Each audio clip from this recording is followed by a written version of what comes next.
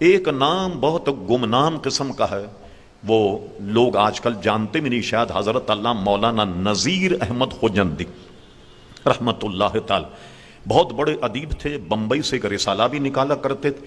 یہ آن کر کے جدہ میں رہ گئے، اور جدہ میں رہنے کے بعد میں نے مولانا فضل الرحمان صاحب مدنی رحمت اللہ علیہ سے سنا کہ وہ جدہ میں رہتے تھے، جدہ منتقل ہو گئے۔ ایک مرتبہ جدہ میں کنواں کھودا گیا، یہ شاید تاریخ کا پہلا واقعہ تھا کہ کنواں اتنا گہرا کھودا گیا کہ وہاں سے پانی نکلا۔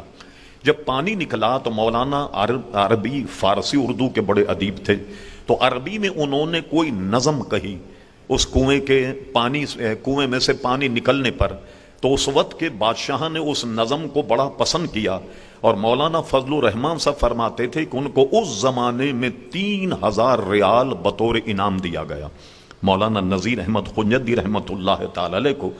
تو میں نے علامہ شاہ احمد نورانی صاحب سے پوچھا، یہ آپ کے چچا تھے، یہ خوجندی کیوں کہلاتے؟ انہوں نے بتایا کہ روس کا ایک علاقہ تھا خوجند، اصل میں بیسیکلی ہم لوگ وہاں کے رہنے والے، تو ہمارے چچا میں یہ اپنے آگے خوجندی لگاتے تھے، تو اصل میں ہمارا وطن جو ہے وہ خوجندی تھا۔ خوجند سے ہم ہجرت کر کے اس کے بعد ہم ہندوستان اور میرٹھ میں آئے۔ تو یہ بھی بہت بڑے مبلغ تھے، ان کا وصال بھی مدینہ شریف میں ہوا اور جنت البقیع میں دفن۔ میں نے پوری کوشش کی کہ علامہ فضل الرحمان صاحب رحمۃ اللہ علیہ سے کوئی ایسا انٹرویو کیا جائے، اس مبلغ اسلام کی کچھ معلومات حاصل کی جائے۔ جب وہ کراچی آئے، بہت ہم نے کوشش کی، لیکن ہمارے یہاں جتنے کام کے آدمی یوں ضائع ہو گئے، آج یہاں دعوت ہے ان کی، آج وہاں دعوت، آج وہاں دعوت، کبھی بھی وقت ملا نہیں۔ مدینہ شریف میں ہم نے کوشش کی تو وہاں بھی یہ کہ آپ یہ صاحب آ رہے ہیں، وہ صاحب آ رہے ہیں، یہ آ رہے ہیں، نہیں۔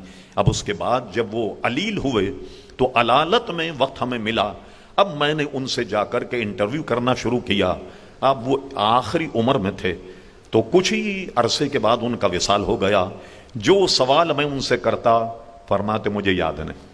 میں نے کہا وہ جو نظم لکھی تھی عربی میں پانی کے نکلنے پر جدہ میں، کچھ اس کے شعر آپ نے مجھے سنائے تھے آج سے 5-10 سال پہلے، اس کا کوئی شعر آپ کو یاد ہے؟ کہنے کہ وہ بھی مجھے یاد نہیں۔ تو ساری یادداشت ان کی جواب دے گئی۔ اس طریقے سے بہت سارے جو ہمارے مبلغ اسلام گزرے ہیں، ان کی سیرت عزیزان گرامی یوں تلف ہو گئی۔